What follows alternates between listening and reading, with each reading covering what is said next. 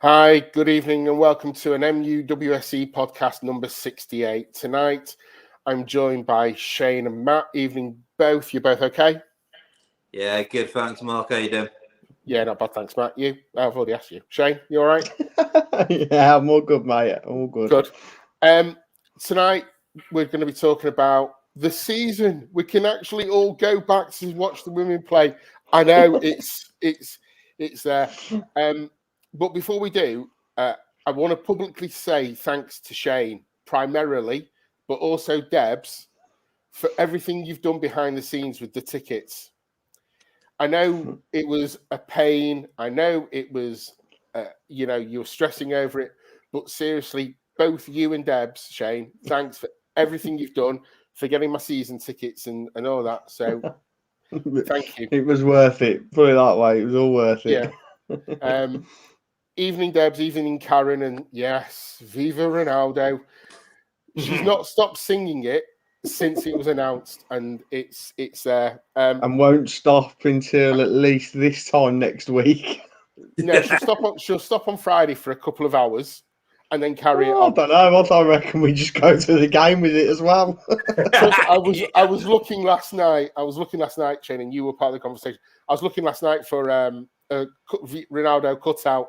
I couldn't find one. Well, I could, but it was only dressed in a suit, and it's not what I wanted. So we kind of gave up on that one. We'll get it anyway. We'll pass it up to the VIP bit at the top on the balcony. Yeah. So Karen says thanks again to both you and Deb, Shane, for everything you've done. Running down the wing, yes. Hear United sing, yes. Viva Ronaldo. Right, now we've got that out of the way. Should we get on with what we're going to talk about? So the season is upon us. We've played 4 pre-season games, unbeaten in all of them. We conceded a few, which we'll get into. Not scored probably as many as we would all like. I think that's a fair judgment. And starting off against Reading. Now, Shane, I'll start with you on this one. Reading, they are our bogey team, as you would usually say. Could we have asked for a tougher start, or is this a start that you think, actually, let's just get going with?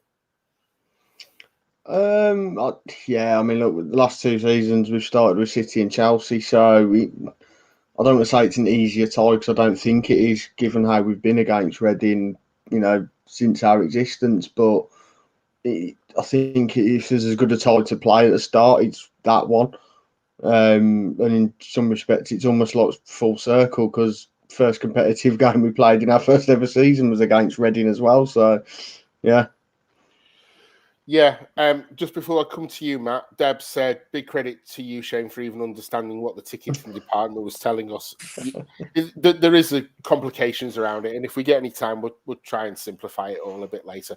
Matt, Reading, bogey team, tough start, easy start, or is it just where the kind of level of the opponent you want Marc Skinner to come up against, first of all?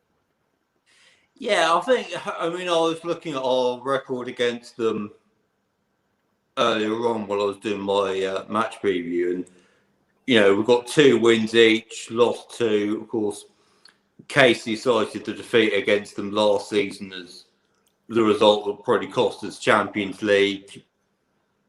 Then, of course, there's been other incidents, shall we say, in the past. I think, Shane points out we've had 2 of the big 3 in the last couple of games, so I'd probably describe Reading as a banana skin. Although they were 7th last season, it's never going to be an easy game against them. But I think it's quite a good test for us. First game of the season, first game under Marc Skinner. I think it's definitely a game to look forward to.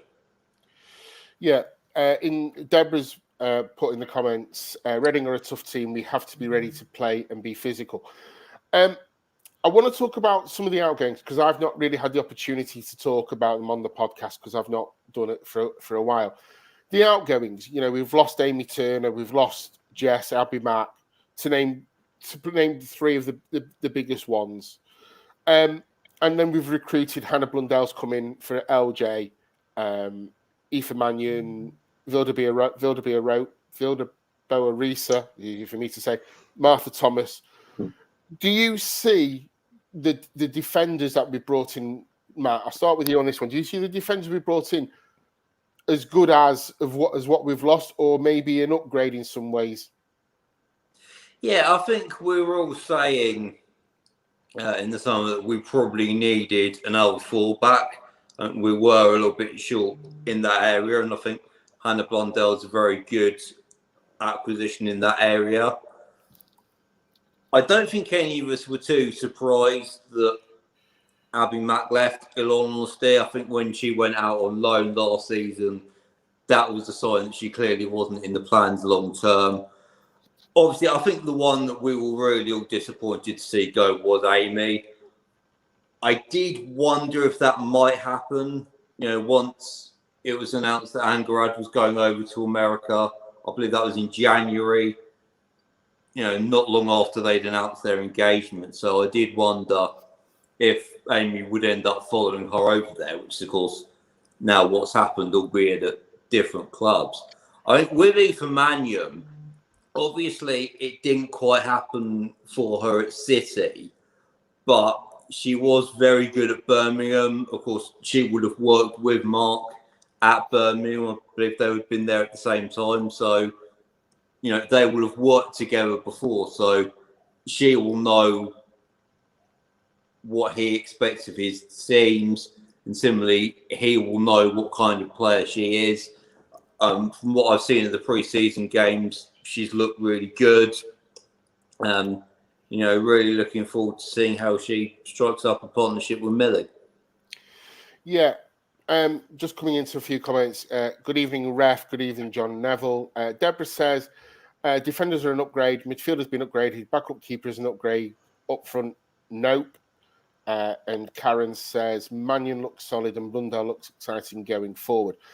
Shane, I'm going to give you two players because you and I, we stand near each other at most games, and one of our topics that we've always used to talk about is Mary Earps. Now, we both probably say she's a good shot stopper, but sometimes the distribution lets her down, and sometimes she's a bit easy to read where the ball's going to go at a goal kick. Sophie Bagley's coming. Would you now say that actually Mary now has proper competition for the number one spot? I think so, yeah. I mean, look, Sophie will probably get a bit of doubt because obviously she was with Bristol last season and they got relegated. And it seems easy for me to say this, but she's not blessed with height. Neither am I, so I can sympathise. That's not uncommon in the women's game, really. So it's not a downfall or anything like that. But yeah, I think because she was number one at Bristol, she's used to that mentality of challenging for a starting spot. So I think it will give Mary a bit of a push.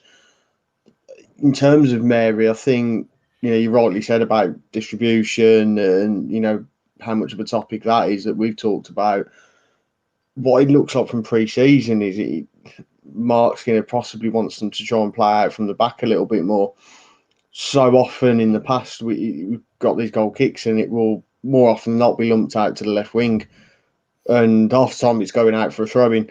But it looks like we want to play out from the back a little bit more now. So that'll be quite interesting to see. And obviously, if Mary's not as confident with longer distribution, there's an opportunity there. We'll, play the short passes and let's build it up from the back line. Yeah, absolutely, and it's something that actually for the people who were lucky enough to be at the Rangers game, we saw that happening. Marc, the team playing out from the back more and more, and actually the distribution from Mary when she came on was good, and also Sophie. And there's a few comments who have come in. Evening Fiona, Karen said Bagley looks like she hasn't come in to play backup, looks confident, and I completely agree. And actually, for league lineup, whereas usually it was Mary up straight away, I'm actually now thinking about the goalkeeping position more. Fiona says Sophie offers competition for Mary this season. Rambo is more for the future. The other player, Shane, and Matt, I'll come to you as well on this, is the loss of Jess. Now, Jess was a clear fan favourite. She was guaranteed to score you goals. Do you feel, Shane, a bit sorry for Jess that she's left, because she's not actually played through the middle for us? I wouldn't say since the championship season. She's played more on the right, so we haven't seen what she could do against WSL defenders through the middle. Yeah, I do feel sorry for her, and that in the same vein, I think it's right that she did go, whether that was her decision or whether it was club decision to just not renew her contract. But I think it was right for her to go, because she wasn't getting the game time that I think she probably deserved, but also the game time, as you've just said, in her natural position. You kind of expected her to be on the right when we got promoted, because when we were in the championship and we were playing at the time WSL opposition in the cup games, Jess would normally get pushed out to the right, and you'd see Lauren or someone else would take up the middle spot. So you kind of had a hint there that that's where Jess would end up playing. But then I think with the competition of the likes of, you got Leah on the left, Kirsty Hansen we had as well. LJ at the time could play on the wing if we needed her to. Tooney could play on the wing if we needed her to. We then threw in Heath and Press last season, and Russo at the very start. So the chances for Jess just sort of diminished. And it is a shame, because I think she was a really good centre forward for us in the championship, and appreciate quality's a big step up into the WSL, but that there wasn't any time that I can really pluck off the top of my head that we did see just through the middle. I think maybe the Conti Cup game against City in our first WSL season, she actually played through the middle then, and she actually had a really, really good game. And I thought that was a bit of a turning, or would have been a bit of a turning point for her, and it didn't turn out that way. Yeah, and Matt, before I come to you about on the same point about Jess, Deborah still talking about the can't doubt Sophie's better concentration than Mary. She's never been able to rest during games. Fiona says Jess didn't take her chances when she played through the middle towards the end of the season. She would have been second or third choice striker this season. Matt, as you write all the game reviews and the previews for us. Did you feel, when you said, Mary, we expect Amy, it was kind of, we expected it to go. Was Jess one of those that you expected to go, or did you think, actually, let's give her another season and play her in her natural position? Now that we all knew that LJ was going, or was it actually the time's right?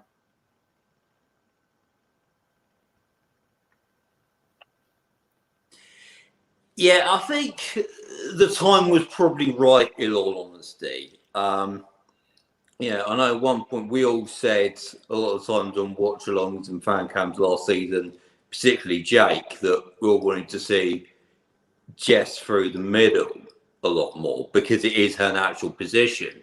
But just before we went on air, we were talking about the injuries that we had last season. At one stage we had Tobin, Letty and Leah all off on long-term injuries at the same time.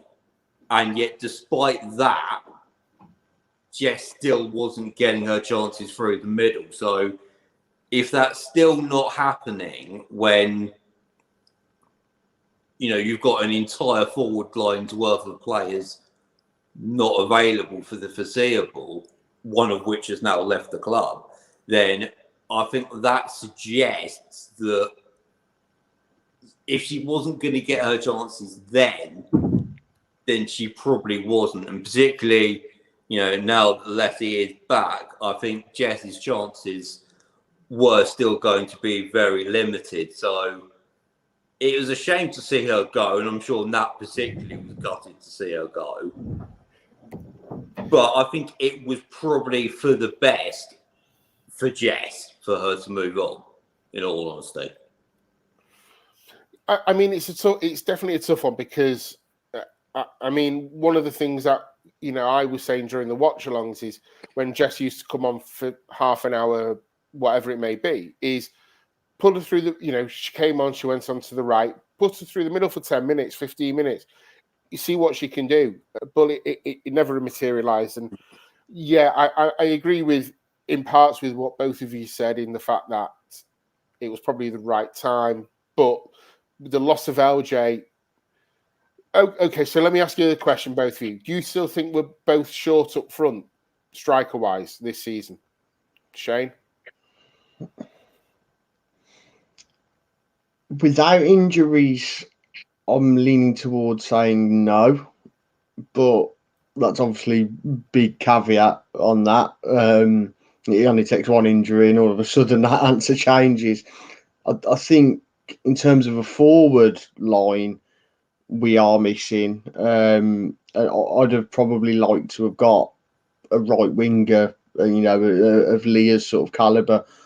And that's not to say I don't think Kirsty Hansen's had a great pre-season. And we know she can play on the right, and she's done brilliant there in the past. But I think just having an actual right winger as an option there, given that we lost Jess, who played more on the right than she did up front. So to a degree, we didn't lose an out-and-out striker in Jess. We lost a right winger. And that's where I probably would have liked to have seen us added further to. Matt, do you still think we're short up front? I do, yeah, because, as Shane says, even if we don't have any injuries, then we probably are still, I think, one or two short. That is a big if. I mean, I'll make no bones about the fact I rate Alessia Russo very highly. I think she has got the potential to go right to the top. But let's not forget, she is only just coming back, having been out for the best part of a year. So you don't really know if she's going to be at 100% from the start of the season. Now, hopefully she is, but, she might still not be 100%. So then you're probably only left with 3 or 4. And that's not a lot for what is a long season. Yeah, for me, I think, and we'll get into whether a bit later on about whether we all agree we've strengthened or we've weakened ourselves. I think we are short up front, and I think we struggled to score goals. Last season we were struggling, and I think this season I still have that same fear. I don't see us scoring the goals. Just coming on to a couple of comments. Deb said, I think Jess knew she wasn't able to take us further. Huge respect for her. Fiona says, what about Maria Edwards? Is Mark looking to the devs? This is going to get confusing because Mark and Mark, it's just one of those things, and he spells his name the right way. So let's leave the front line for a bit. Let's go further back. So we've talked about Mary and Sophie. The defenders we brought in Hannah Blundell, who was part of the LJ deal, and Aoife Mannion. Let's start with Aoife Mannion. Matt, I'll start with you on this one. Do you see Aoife coming in and forming a partnership with Millie the same way Millie had that relationship with Amy? Can you see that happening, or is that not your preferred centre-back partnership? Oh, that would definitely be my preferred partnership. I think one thing that helps with Aoife is that she will have worked with Marc before, when they were both at Birmingham. Obviously, we just talked about injuries. Well, Aoife had a lot of injury issues when she was at City. It's really why it didn't entirely work out for her there. But if those injury issues are behind her, and I hope for her sake they are, then I can definitely see her forming a very good partnership with Millie. If we get the Aoife Mannion that was at Birmingham, then we have got a very good player there. In terms of can she have quite the same partnership with Millie that Amy did, it's impossible to say at this point. I think we'll only really be able to answer that question by sort of the October international break, once they've had a few competitive games together, in all honesty. Yeah. Right. I'm just going to come on to a few comments before I come to you, Shane. Good evening, Namrata. Fiona says, I think we should have gone for a white winger who could potentially cover the striker role as well. That's exactly what you said, Shane. Deb says, Aoife Mannion is a player we should have got instead of Abby Mack. That's interesting. And Ian says, Aoife and Millie will be the centre-back pairing. Looked solid against Rangers. And it's not very often I agree with Ian about certain things, but on this one, I completely agree. I think they look really solid. Shane, are you love your stats and everything else. Are you at all concerned about the defence this year? Or do you think actually we look a lot more solid than we have done in previous seasons? I'd probably say I'm more optimistic this season. I think there was a lot of times last season where we scraped through, we got away with a few things, and even other times, that there were lapses. So I think we brought Maria in obviously in January as well. So there's another option there. Obviously Hannah's now joined Andy for. I think much like the goalkeeper position, it just adds that bit of extra competition for places. It means everyone's got to be on the top of their game, because you could be one mistake and you find yourself on the bench, and it only takes your replacement to be at 100%, and you're not getting back in the team that easily. Aoife, to a degree, I mean, to a degree, I don't care about what she did at City. I know it wasn't a lot, but that City, and I'll let City fans worry about City. I care about what she does for us now. I do think she had a really good time at Blues, and obviously City, she was hampered by that injury she got. And I do think that some are probably dwelling on that more than they need to, because it was only really one very, very bad injury that she got. She's not injury prone like a lot of people have suggested. So, much like Leslie doesn't really seem to be injury prone. It was one bad injury. So, benefit of the doubt with that one, I think. I kind of agree with Ian. Aoife and Millie look like they're going to be the pairing of choice. But knowing that we've got Maria to come in as well, who's clearly, well respected when she came from Chelsea. So there's lots of options. So I'm a bit more optimistic this season. Yeah, like I said, I have to agree with you. At Rangers, when we saw them at Rangers, they looked really good, both together, and I think that'll be the starting defence, the centre back part starting on Friday night. Just a few comments to go through. Aoife was quality before her injury in WSL Team of the Year twice. Hopefully, she can get back to that form. Fiona also says Aoife is a great personality to have in the squad. Look, for me, if she's not clearing headers wearing a bucket hat on Friday, I'll be severely disappointed. I'm just putting that out there. I'm just saying. Deborah's got a question for you, Shane. What are Shane's thoughts about the increase in brummies in the team and the staff? Do you know what? Who cares where they're from, as long as they're pulling on that shirt and giving 100%. What they talk like don't matter. But if anyone needs any translating doing, then I'm available. Yeah. Hey Siri, what has this person said? Now my Siri's just gone off on my phone as well. The midfield. Now we've brought in Vilda. I can't even say now. Vilda. We'll just stick with that one. We've brought in Vilda. The midfield now, we have more competition for places than actually I think we can get into the team. So, quick question to you both, and I know where Matt's going to start. Okay, because now... What do you mean, Mark? Because right now, I would say, after the pre-season she's had, Katie starts. That's me saying that. But who starts next to her? Because, we've got the likes of Jackie, Hayley Ladd, Tooney. There is so many, and Vilda. We've got all these players to fit in what I think is going to be two places. And Lucy Stan, in case Jake watches this later, we can't forget Lucy Stan. do you see the midfield now as our biggest competition for places, Shane? Yeah, it has to be.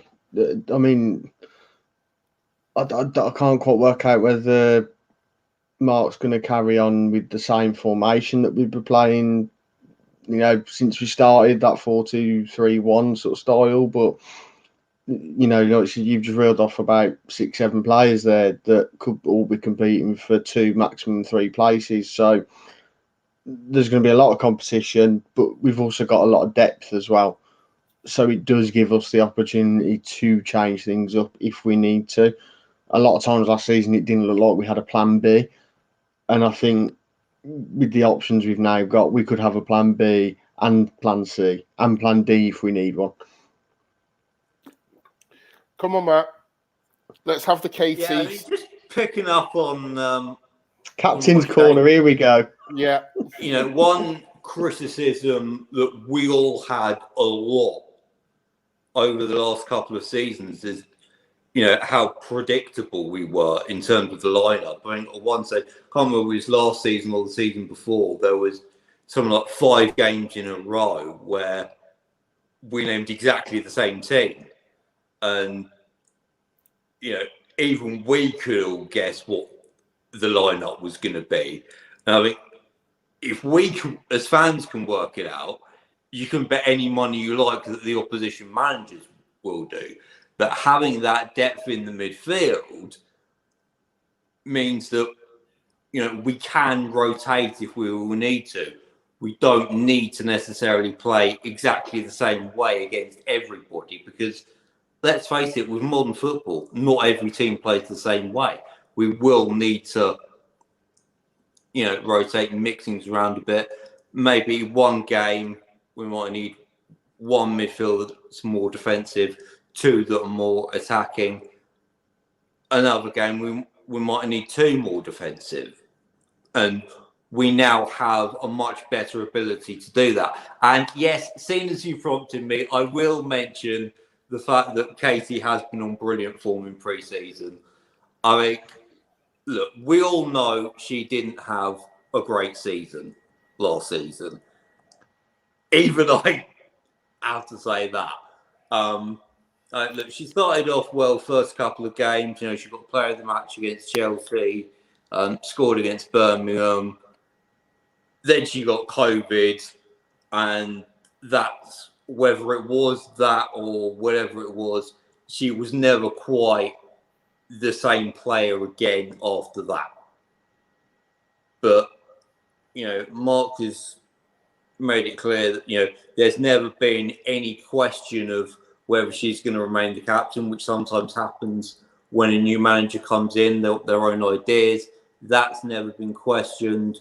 I think she's started or at least featured in every pre-season game. And, her free kicks that were letting us down a bit last season, she seems to have got those back to where they were. She's clearly a lot more confident, and hopefully that's a sign that, this season she'll be back to the player that we all know she can be. Yeah, and we'll come back on to that. I just want to go through a few comments. First of all, evening blessings. Fiona wants a bucket hat for the warm-up, please. Karen says, like that, Aoife was giving direction, organising the defence, looks good one. Fiona then says, Katie starts for a free kicks. Deb says, with the question over a quality striker, are we just packing the midfield? We'll come on to that point. And then Fiona makes the point, and it is a valid point. Jackie won't start just yet. We're not having a proper pre-season. Give her a few more weeks, though, and she surely has to start. So, with that in mind, so let me ask you both a question, because Deborah's kind of put it out there with the question over a striker. And we're not taking anything away from Martha Thomas. Can you see us playing? And I know this is a United thing, but can you see us playing the City way currently with a false number 9 in the likes of Tooney up front, perhaps, Shane? Potentially. He did try it, didn't he? It was the Rangers game, I think, weren't it, where she started through the middle. So not particularly out of the question. What I probably would say is with the defensive additions and the midfield additions, maybe we're just trying to make ourselves harder to beat. You know, a lot of time we got walked through last season. So whilst we didn't score bags and bags of goals, we still did score some. So I think as long as the attackers can look after themselves in that respect, you know, we're shoring up the other end. We're going to get, you know, the players all said after, I think, the game against Rangers, you know, they were just as delighted by keeping a clean sheet as they are by winning 5-0. And at the end of the day, you know, we missed out on, a point, 2 points last season. As fans of the men's team, we know things can go down to goal difference, as painful as those memories are. So, you know, things like that matter. So, yeah, I think, I know we've said, you know, we might be a bit light up front, but, yeah, the false nine might be something that happens. Because as we've all said, and people in the comments have said, that we, you know, goal scoring is where we struggled. You know, we didn't score enough last season. Deborah says and makes the point, we need more goals from midfield. Now, any guesses who Deborah's is talking about from that comment? It doesn't, you know, I think she's talking about Jackie. We would all love Jackie to see, but actually I just think we need to score more. We need to be ruthless. Because one of the criticisms, Matt, and you and I talked about this, is that for some of the games last season, it seemed like we were trying to score the world's most perfect goal. Do you actually think, I don't need to see a perfect goal, I just want to see goals. We need to be ruthless.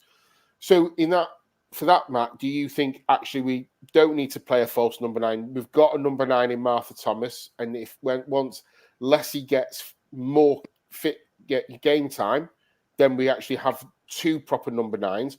So actually, is it for you, actually just go score goals, don't worry about it? Yeah, absolutely. I think the big difference between us and the big three is, you know, City have got Ellen White, and she's injured at the moment, and Caroline Weir that score a lot of goals. Arsenal have got Vivian Miedemar, enough said, and they've just added Nikita Paris and Manuel Bucci. You know, Chelsea have got Frank Kirby, and as much as we would like to meme Sam Kerr, you know, they've got 2 or 3 players that can score, you know, 15, 20 goals a season. Our top scorer last season was Tony with 10. I think that alone kind of tells you all you need to know about where our biggest issue lay last season. And I think you're absolutely right on what you said about, you know, being too worried about scoring the perfect goal. I don't care if it comes from a deflection of someone's ankle. If the ball is put in the back of the net by somebody wearing a red shirt, I'm happy. You know? Absolutely. You know, this goal's a goal. It doesn't matter how it goes in, does it? Box for artistic impression or whatever. All that matters at the end of the day is you score more goals than the opposition. That's how you win games. Yeah, no, absolutely. And it sounds really simple. And, you know, when we were doing all the watch-alongs, you know, I mean, I've still got all the goal celebrations, and I've got the build-up to some of the goals. And actually, the one thing from all of that we all were saying is pass the ball. You know, we're watching it, and, you know, yes, we were watching it from TV screens, but we could all see what we wanted to happen. And actually, I think the way Marc Skinner's setting up the team, actually, we're playing in a more direct fashion, and I think they're going to take those chances a bit more. A few comments have come in. Fiona says she will have competition for free kicks this season. If that is all Katie's adding, then she will be easily dropped with the added competition. She needs to improve her passing to start attacks. Deb says generally was just making a comment, but, you know, there we have it. Jackie was waiting for fans to be back in so that we can go mental. But if Jackie scores, we're on the pitch. No, Deb, you are, because I actually like my season ticket and I'm not going to get taken off it. Ian says get in the box. And Deborah goes, I'll even take home goals. Yeah, that's fine. As long as it's the opposition scoring the own goals, that's fine. Okay, yeah. One of the things that I'm actually interested in both of your opinions on is the first game against Liverpool, the pre-season game against Liverpool. Marc had only been in the role, I'm going to say 72 hours. And the first thing he did was he swapped Kirsty and Leah over. He played Leah on the right, Kirsty on the left. Do you both think that's something that we're going to see a lot more this season? Shane? Or was it just an experiment for pre-season? Again, yeah. I mean, you can't read too much into stuff like that because it's pre-season. Like I said, sometimes stuff like that is just done purely as an experiment to see how it goes. But it doesn't mean it's going to happen. It also doesn't mean it's not. But I do think there were times last season where that kind of change would have really benefited us. And if Leah can play on the right, it gives her that option of cutting in and, call it the Iron Robin style of shot, cutting from the left and swing it. She had the opportunity to take more shots on.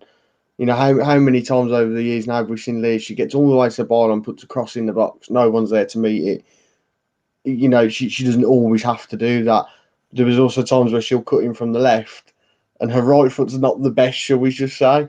So and I think Leah knows that, so she probably wasn't as confident to take a right-footed shot in that fashion. So I think swapping them over could give them that option of a new dynamic. Hansen can do it with both feet really as well. So I think Hansen's comfortable on either wing and can, take it forward and cross it or cut inside and swing a shot in. We've seen her do it with both feet. So, yeah, I mean, maybe a cup game. Maybe we see it as another experiment in a cup game if we're not sure, or maybe they just go for it. I don't know. They could change several times in a game. You never really know with things like that. Matt, do you see it happening more? Leah on the right, Kirsty on the left? Maybe. I think it was one of those things where, because, Marc had only been in the role for a matter of days, I think it was probably just a case of him trying a few things out, seeing what worked, what didn't, getting to know the players a bit, because ultimately, new manager or not, that's what pre-season's all about, really. It did seem to be quite effective against Liverpool, so I suppose it's one of those things where if we're in a situation where he thinks that may benefit us, then it's an option. Do I think it's going to be a regular thing? Probably not, but it's one of those things that, again, it gives us a bit more versatility so that we're not as predictable. And I think Leah Galton, with added versatility, is going to give a lot of defenders sleepless nights. Yeah, it's definitely one of those things. And I enjoyed watching the Leah on the right, Kirsty on the left. And actually, I think, Shane, you said it before, Kirsty Hansen's had a really good pre-season, as has Katie. We've done well. And actually, I think I'm kind of looking forward to seeing them play a proper opposition, a proper league game where there's something at stake.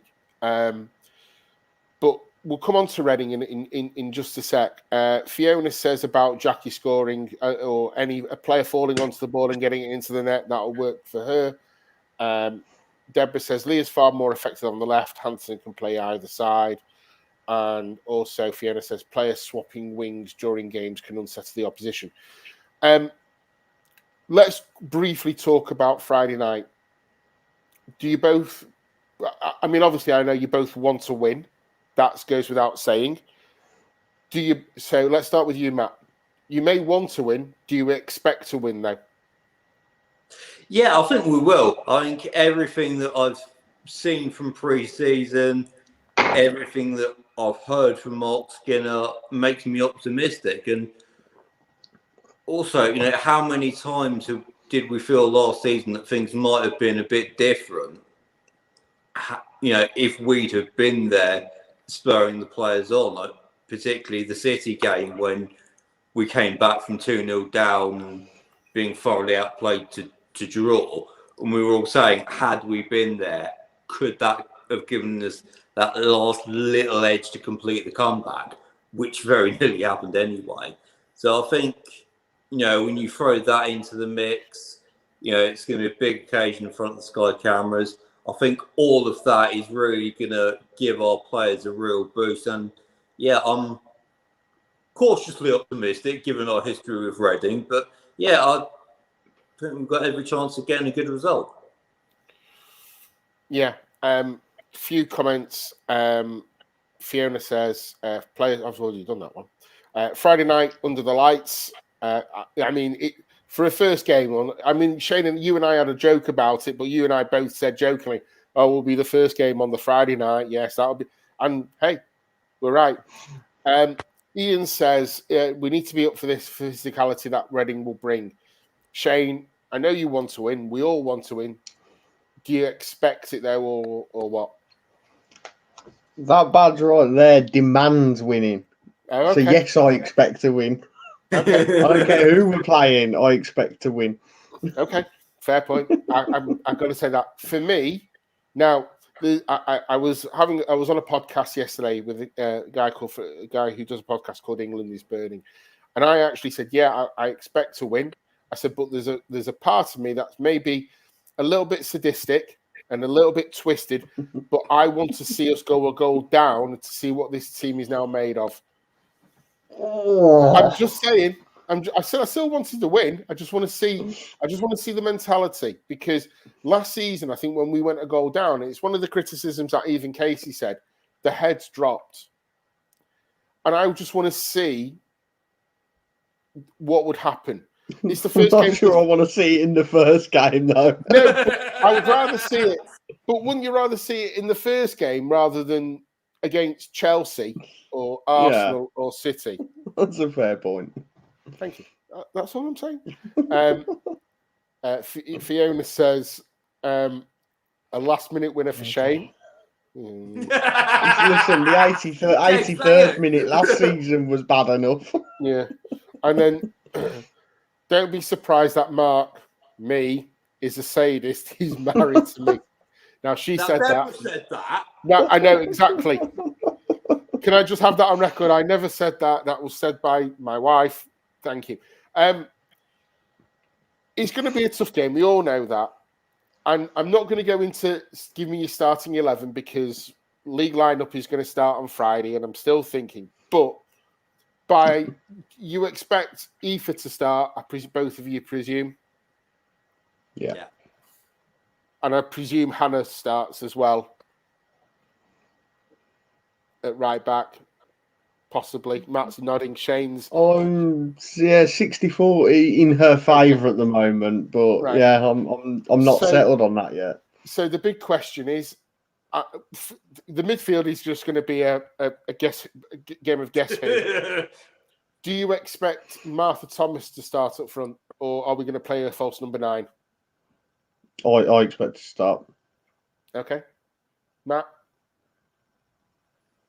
Yeah, I think Martha will start. Okay, I'm going to say she's not going to start, and I'm going to say that. But knowing now that I have to probably rethink it over. Just going to go on for a few of the comments quickly. Fiona says, I expect to win, but I also wouldn't judge Marc Skinner based on the result of the first game. And I think that's something that I've kind of said. Deb says, I wanted to see us start with energy. Too often we started slowly. Shane, let's go into Morrison's and get the team news. And Sean, good evening, Sean. He says, if we're looking for Champions League, we need to beat the likes of Reading home and away. And then Deborah says, if Russo's fit enough, she starts. If not, Martha. So, before we get on to the season as a whole, I just want to talk about very quickly the transfer window, because the transfer window shuts tomorrow. out of 10 for both of you, what would you give our transfer dealing so far out of 10? Matt, we'll start with you. Because I still think we are a little bit short in the forward areas, I'd say 8. Okay. Shane? I'll probably give it a 7, I think. Now, I said 7.5 yesterday. I think I think we've brought in some quality players. I just don't think we've got in. I think we're going to fall short.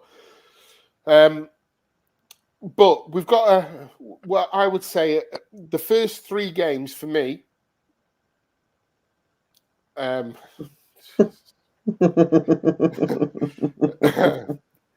Deborah says, right now a 6 with Ronaldo signed 9.5. Do you think someone's a little bit obsessed? Just asking. We put him in a wig.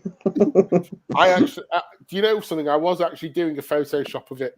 Because someone out there did do a picture years ago, and I was trying to find it of like top footballers, but with long hair and stuff. And I tried to find it, I couldn't do it. The first 4 games we've got Reading, Leicester, Birmingham, Chelsea. Chelsea is the one I think we can. If we get anything out of Chelsea, we'll all go, you know what, that's great. We'll take that. So, I know what Shane's going to say, so I might as well. Shane, do you want 9 out of 9, don't you? Of course. Matt, you probably want 9 out of 9, don't you, as well? I don't know why. Oh, of course. I think, look, this is Manchester United. I think you have to go in with the mentality of looking to win every game you play. Obviously, it's not going to happen. Nobody has ever gone through an entire season without dropping a point, but we still need to go in with that positive mindset. Shane said himself, that badge demands that is the mindset that we have. Okay. I'm going to be a little bit more, I don't know, I'm going to say if we can get 7 out of 9, the same. If you're asking me would I accept 7, then given who we're playing, yes. But well, yeah, considering that Chelsea still want all 9 points. 7 points would be a very good return. But I'm just saying, right. Right. Let me just put this out there into the public domain. I'm not the one obsessed by his shirt number and wanting to buy a shirt with his name on it. Yes, I am obsessed with the number that Ronaldo's going to get, and yes, I'm going to get the shirt with his name on it. End of. I will not be answering any more questions on that subject. It is done. By the way, it's number 7. And anyway, so let's get into the bigger picture of everything with Marc Skinner. He's come in. The place has obviously been lifted. The players all seem to be happy and a lot more energetic, for the want of a better word. Do you actually?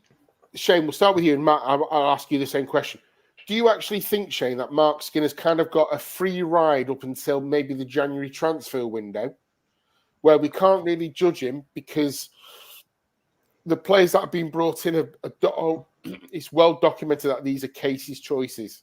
So do you actually think Marc Skinner can't really be judged until he's had a full transfer window himself?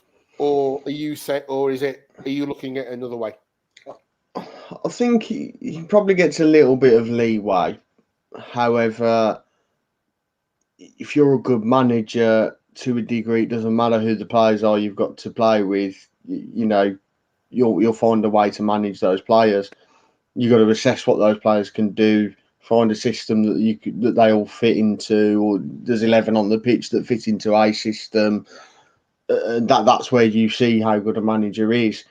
So I think where we can't judge him, as you've said, till the January transfer window will be when he signs his own players. So then you can judge on who he's bringing in as his choice to bring in.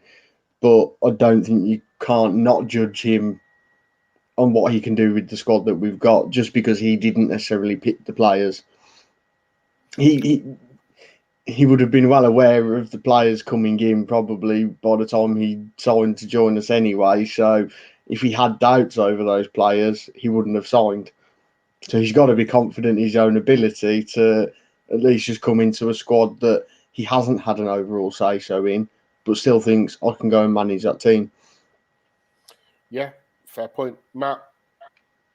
Yeah, I think it's probably going to take time for him to implement his ideas. That's something that happened in both Birmingham and Orlando. He said himself that his first season at Orlando, he tried something out in terms of the formation. It didn't work, so he tried something else. And I think if in the early weeks of the season, we're in a situation where we're getting the results, but the quality of the football isn't necessarily there, and we're sort of having to effectively do what the men's team did against Wolves and win ugly. I think, look, you'll always get some people complaining, but I think the majority of fans would accept that because ultimately we're getting the points on the board. As long as that's happening, I think he will be given a bit of leeway and a bit of time. I don't think you will ever get a completely free ride, particularly now that there is going to be a lot more publicity and scrutiny around the WSL from this season. But I think there is definitely going to be a bit of leeway allowed to him as long as we're still getting the points on the board. Yeah, I agree with that. Deborah's put into the comments, if results aren't great, then the performances has to be. Ian says, in the words of the skipper, as soon as he came in, it was like a new lease of life. Says a lot. Deb says, performances only matter if results are poor. Don't come for me. Okay. Overall, because other teams around us, the teams that, for me, we are more likely to be up against, the likes of Everton, Villa, they've all strengthened, and they've strengthened well this season. Brighton have strengthened well. Where do you still see us as a comfortable fourth, or do you see it now that fight for fourth a lot tighter, Matt? I think it's a lot tighter. I've seen a few predicted tables that you always get this time of the season actually have Everton finishing above us, and obviously, for one particular reason that we all know about, that is an unthinkable prospect for us. But I can definitely see them pushing us close for that fourth spot for sure. I think, as you always say, a lot of clubs have strengthened. I think, it's going to be a lot more competitive in the league. And I think, Everton are definitely going to be the team that pushes us closest. Shane? Sounds weird. I'm still sort of in the mindset of what we should still be looking to push Arsenal, Chelsea, City for that top three. So for me, it's still a race for that, maybe for where we are for that third spot. We came so close last season, and we only needed one or two other results to have gone the other way that they did, and we would have been third, and we would have been at least in qualification for the Champions League this season. So I don't think just because we've got a new manager, we can drop that mindset of we need to be targeting third. Let Everton worry about what Everton are going to do. Let Reading look after themselves. Let Villa do what they want to do. Leicester, all of them. They can do what they need to do. I'm looking up. Yeah, and not for 1 minute am I saying, I'll be happy with fourth. I completely agree with you, Shane. I think we need to be looking at third. But I think what we would all agree on, Chelsea are just not in our stratosphere right now. The way ahead. And I think that's just being realistic. Matt, when you were talking about what Chelsea have done, you didn't even mention LJ in all of that. I mean, she's not even played a game for them yet. I mean, it's still they're still out there. You know, I think City, they've got, as you said, Matt, they've got some injury worries right now, and who knows what's going to happen. But the one thing that the top three for me, Shane, that they have is they've got much bigger squads. Our squad now looks smaller than it did last year because we've sent a lot of players out on loan, and I don't think we've got I don't want the injuries we had last season, and I just don't think we might have the depth. So for me, I'm looking at fourth as my primary goal, but I want to be third. There's no doubt about it. So with that being said, Friday night, under the lights, LSV. How excited are you both for getting back to a game? I know, Matt, you've been to back to games. I saw you at the 23s on Saturday at LSV.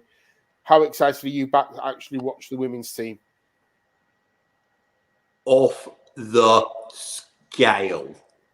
I mean, I remember when we were walking out of Walkman Hall Park after that Everton game, and we were all buzzing because Leah had been doing Leah Gordon things, absolutely balling.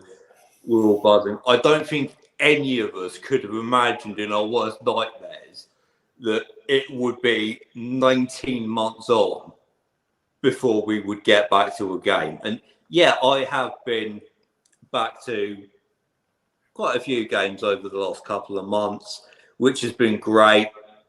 Particularly getting back to LSV for the first time on Saturday to watch the 23s after so long. That was all great. But this is the one. This is my team. This is my club. This is the one that matters more than any other. This is the one that I was waiting for the entirety of the pandemic. Wow. Shane? This is the one that matters the most. I was going to say, I don't think I need to add any more to that, do I? Actually, I just need to add something to Shane. Shane, we went to the Wren before the 23 game on Saturday. We had a bite to eat. The garlic bread and cheese is back on the menu. Now I'm even more excited than I was. You see, there we go. But no, seriously, it will be good to be back. Noisy on Friday night, because not only is it the first time that we're all back after so long, but unfortunately, as people watching may be aware, Nat is going to be unable to be with us. So we all need to be extra noisy to compensate for the lack of Nat. Yeah, I mean, yeah. Which is quite a challenge, I know, but... Yeah, it's a shame Nat's not with us, but she's quarantining right now. So we wish her all the best and we wish her well quickly. We want her back. Just going to go through a few comments quickly. Deb says, I think we are an unknown quantity for a lot of teams and fans. Ian says, get me back in the ground. You've already been back to a ground. Don't get greedy. Ian. Karen says, people are writing us off. Let's just quietly get on with doing our thing and winning. Absolutely. And Deb says, it'll feel special. Before we go and before I forget, if people want to go to the website, the songbook is on the new songbook.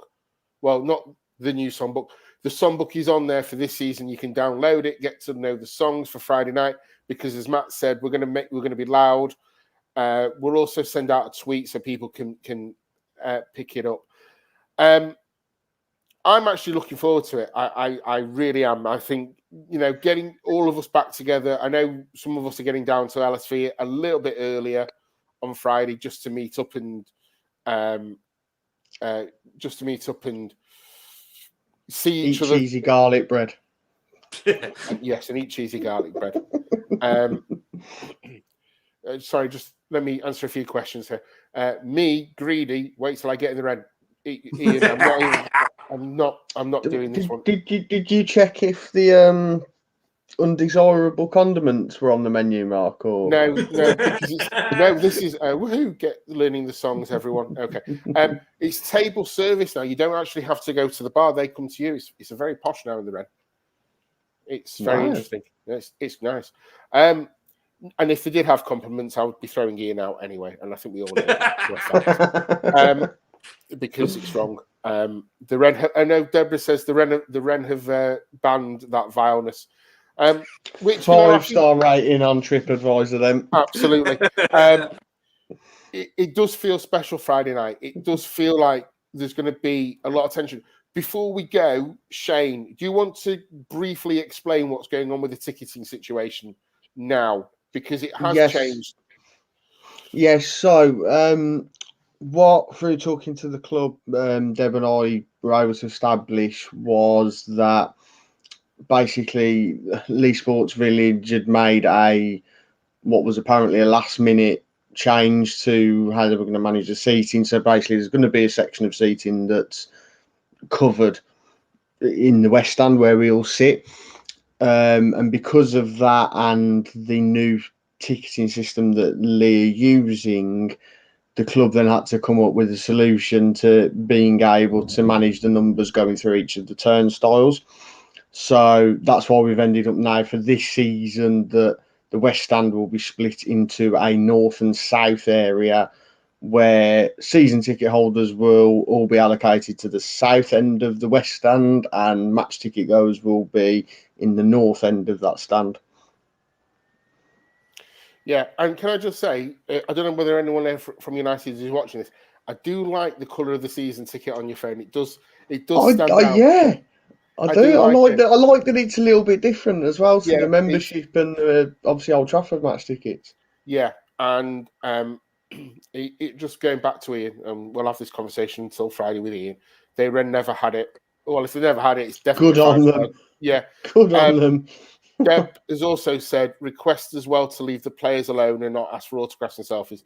Please don't put them in a position to say no to us.